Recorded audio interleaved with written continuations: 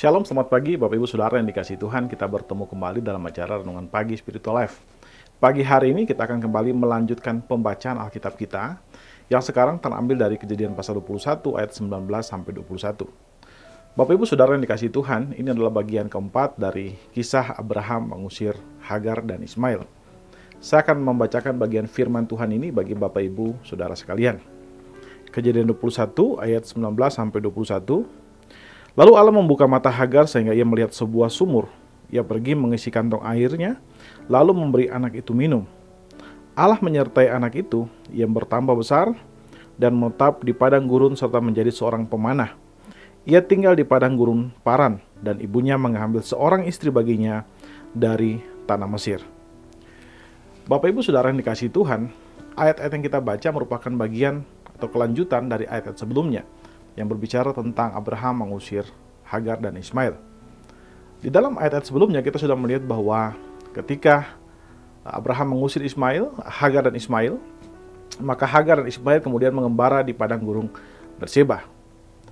Dan setelah itu, ketika persediaan air mereka mulai habis, maka Hagar menjadi putus asa dan ia meletakkan Ismail di semak-semak.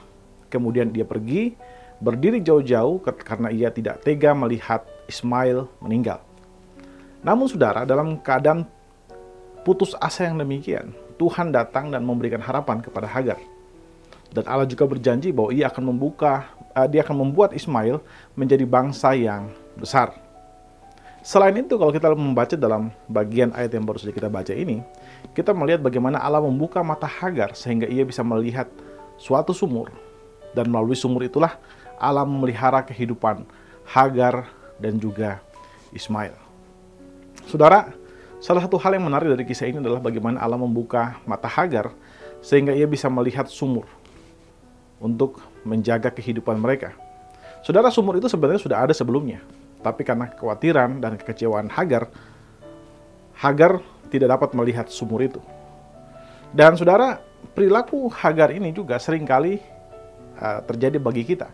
Seringkali kita dikuasai oleh kekhawatiran dan ketakutan, sehingga kita tidak mampu melihat jalan keluar dan rencana yang telah Allah tetapkan bagi kita. Banyak jalan keluar yang mungkin Allah telah sediakan bagi kita, tapi karena kekhawatiran dan ketakutan, kita tidak mampu melihat jalan keluar itu. Firman Tuhan hari ini mengajarkan kita bahwa seringkali kita dapat saja melihat jalan keluar dari persoalan kita, tapi seringkali juga kita tidak dapat menemukan jalan keluar. Bukan karena jalan keluar itu tidak ada, tapi karena kita dikuasai oleh ketakutan dan juga oleh kekhawatiran. Karena itu, langkah terbaik ketika kita menghadapi masalah adalah kita tetap tenang dan berdoa meminta Tuhan memberikan hikmat kepada kita supaya kita dapat menyelesaikan masalah itu.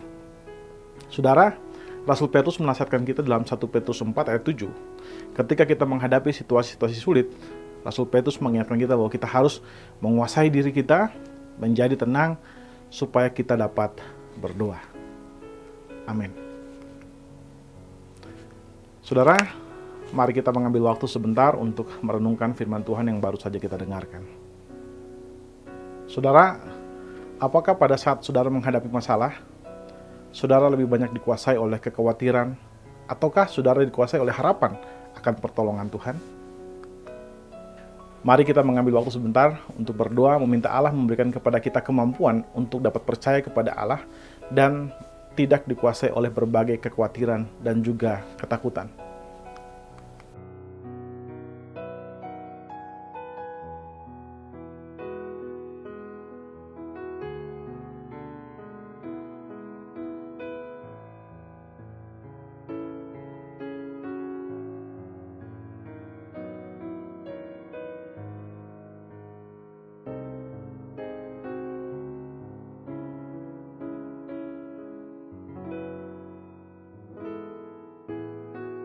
Saudara, hendaklah kita selalu percaya kepada Allah.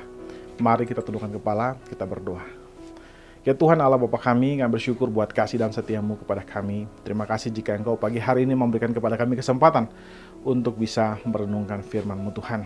Terima kasih juga melalui firman-Mu Engkau sudah mengajarkan kami bahwa seringkali ketakutan dan kekhawatiran itu menguasai kami, sehingga kami tidak mampu melihat jalan keluar yang telah Engkau sediakan bagi kami.